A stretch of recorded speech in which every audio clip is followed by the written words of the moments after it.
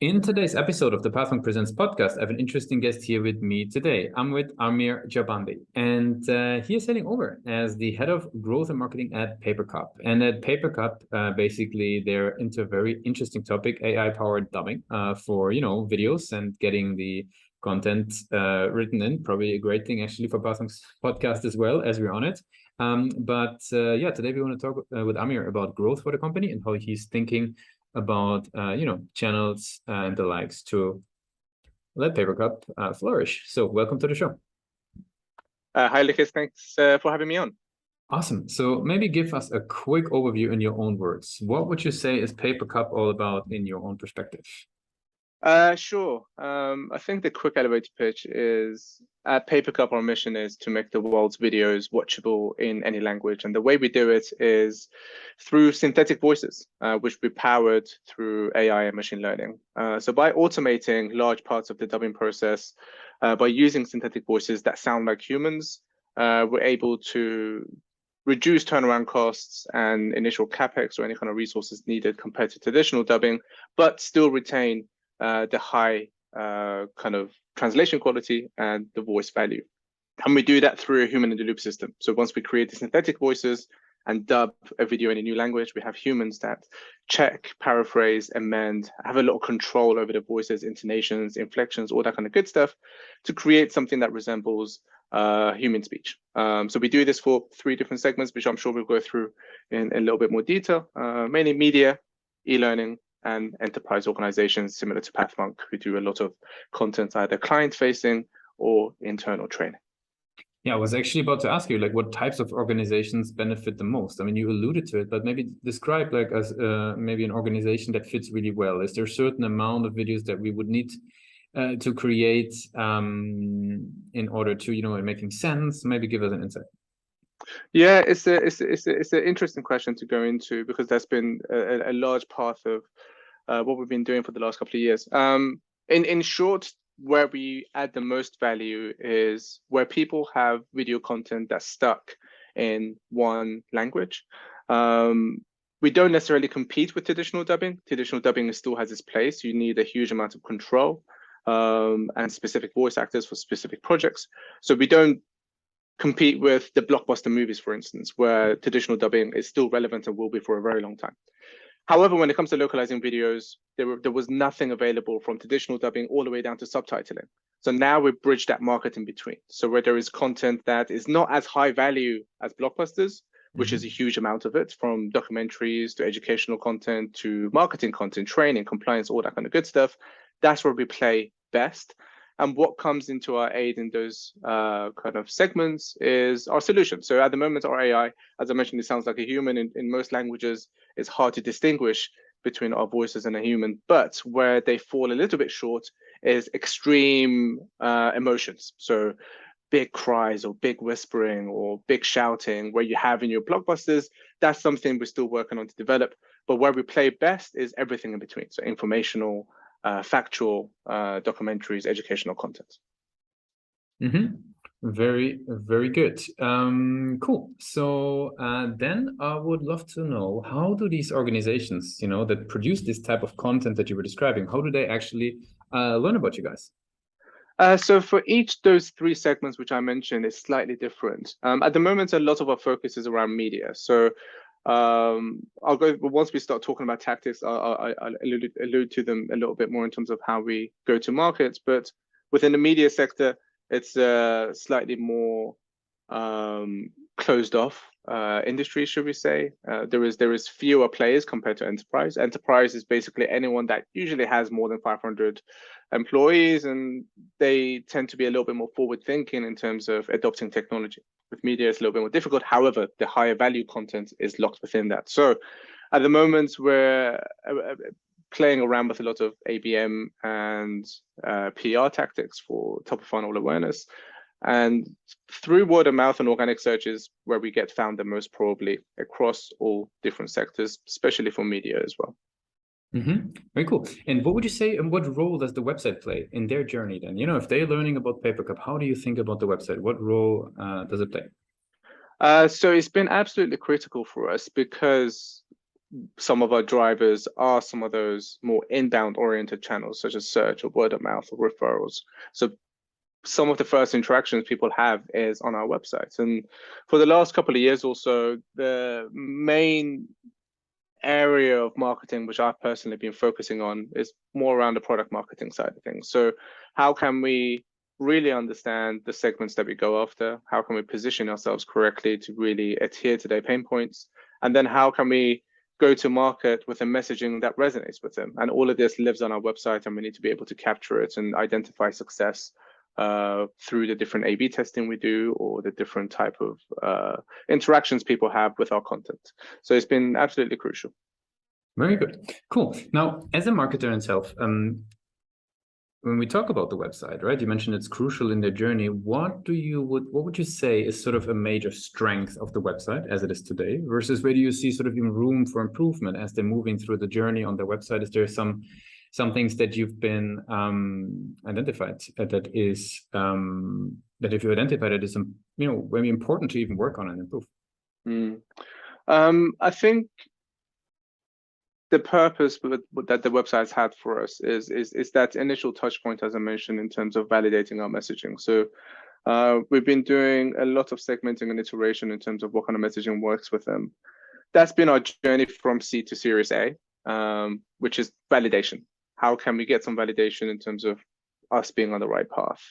And what comes next from our Series A, which we raised recently, going towards Series B, is having scalable revenue generating processes in place. And again, the website is going to be critical to that, but it has a slightly different focus, which is what you're alluding to around those conversion optimizations, around those interactions that they have with us on the website. And what we're working on today is slowly building that tech stack. We're not super hard on ourselves regards to attribution yet, just because we still have some work to do or work left to do on the messaging side with some of these niche subsegments of media that we're tackling. But as we move forward, as I mentioned, I think attribution is going to be a huge key driver for us to build out and scale, to make sure that we're pulling the right levers. Being a young startup, you only have so much resources available to you, so you want to make sure they're all running on gas.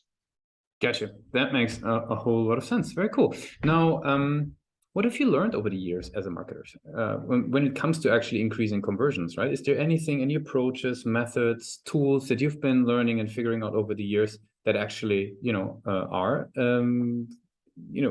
helping to drive conversions? My answer is going to be twofold. Something that I've been speaking quite a lot about. So for instance, I spoke at Brighton SEO last year, and my talk wasn't SEO led. And what I was talking about to the SEO audience is, because they tend to be very channel specific as organic search, and maybe sometimes paid.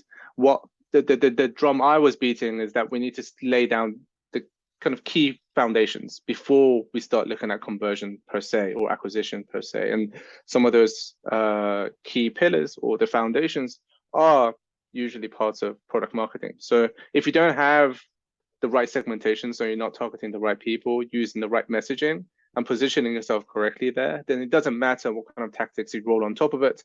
It's going to be futile. It's going to be very difficult to gain traction that way. So I always emphasize on the importance of laying down those foundations before you roll out the tactics. So that's number one.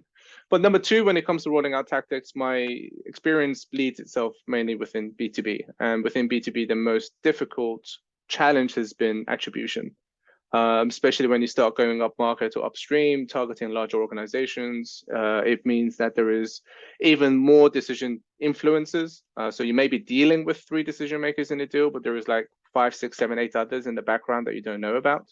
So being able to attribute different key moments and contents and different channels that you're using to communicate your messaging with those different deal influences is been the main challenge. So that's usually one thing I tend to focus on where I'm at this stage. Once we have a good solid foundation, or we think we do, you always have to iterate.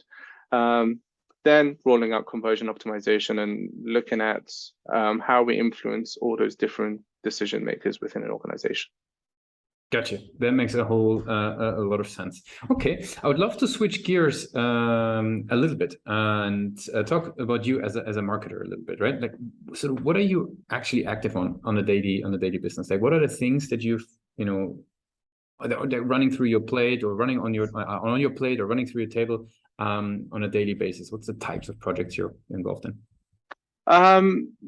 To be honest, at Papercup, there is no 2 days alike. And having the elusive title of growth, which could mean a million different things depending what organization you're in, it looks relatively different day to day. So it's probably more meaningful if I tell you a typical week. And the growth side of things, it also includes rolling out different revenue generating channels, which can be sales, account management. So for instance, with our sales organizations, we have a land and expand process. So being heavily involved in that to make sure that, again, returning on the right communication channels, helping extend our account management side of things for any upsell opportunities, looking at different partnerships, technical or commercial opportunities. That's a typical week on the growth side. But then digging deeper on the marketing side, at the moment, we're extending our marketing team and hiring a handful of roles. And the areas that we're concentrating on is 3-4 always on channels, such as organic search, which is a key driver for us, making sure that we get that content engine going. This is something that we're constantly working on every week with the team. And then having small pockets of experiments or short campaigns to validate certain new channels for lead generation and brand awareness, from funky things you could do with LinkedIn ads, to doing some guerrilla marketing tactics on Twitter, basically allowing ourselves to have small pockets of experiments on top of this foundational layer, which I talked about earlier. That's a typical week at the moment. Gotcha. That makes a whole lot of sense. Now, what I'm curious about is a couple of rapid fire questions that I would like to throw at you. So, Let's go. The first thing would be, what's the last book that you read? It's on my desk at the moment, and it's not marketing related. It's the Shah Iran's relationship with Kissinger and Nixon. It's a geopolitical book from related to the 70s. Gotcha. Then the next question would be, what's the one single thing that your company is focused on the most at the moment? It's hard to put into one point. So we literally had an offsite last week, and Jesse, our CEO, who's a wonderful speaker, he put this really great presentation together in terms of getting everyone behind our ethos and identifying what our North Star is. And our North Star, as I mentioned, going from Series A to Series B is revenue focused. So I think our main focus as a whole organization is really doubling down on what we know works and failing fast on areas that we're not sure about. So it's a very critical few months for us coming ahead, and identifying those repeatable sales and marketing channels and processes is absolutely key. And that's mainly what the commercial team is focused on. However, the product team and the ML team, they're also looking at, okay, how can we learn from the customer feedback that we received and apply a better product to kind of fuel this growth as we go for our Series B in a couple of years or so. Very cool. If you could change one thing as a marketer, you got a magic wand, what's the one thing that you would fix for your role as a marketer?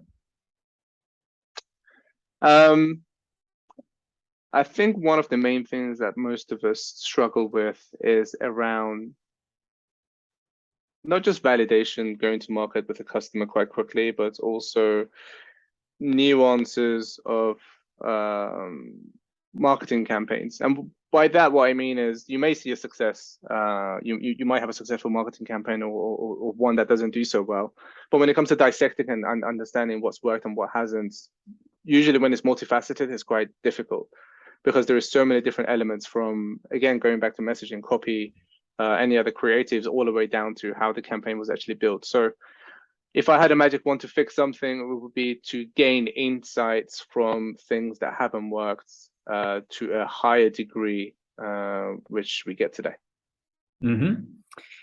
Very good. So That sounds really good. Last question would be, if today would be your very first day joining Papercup, what's the one advice that you would give yourself in that journey? That's a tough one. I think I fell into the role so comfortably, and the culture and the people that we have at Papercup are so genuine and nice. There wasn't any feeling of juxtaposition at any point. So I didn't feel like I wish I would have done this, or I wish I would have taken a slightly different approach. I think it will come down to working even with more urgency, just because at Papercup we're creating a new category that hasn't existed before. So there is a lot of innovation being done from the ground up within the product and the ML team. However, within the marketing team also, we're creating a new market essentially. So having even more urgency to, again, fail fast, even though that sounds cheesy, but fail fast and learn from it, I think would be the number one tip I would give myself. Very cool. I really appreciate you joining to call us with us today to give us an insight on Papercup. Maybe give us a one sentence summary for all the people that would be forgetting about all that we discussed. What's the one thing that they should remember? About Papercup or about marketing and everything else we talked about? Papercup. One thing that they should remember about the company. I think one thing that we struggle with and we try to instill in people is that the technology is here. You know, people are aware of what AI can do. They've heard synthetic voices. You might have it on your device like Siri, but technologies come much, much further. And the applications, we're just uncovering how it could be applied today. So it's just the beginning, but the technology is here today. That's the main message I would like to get through. Thanks a lot for being a guest on Papercup Presents. Thank you so much, Lucas.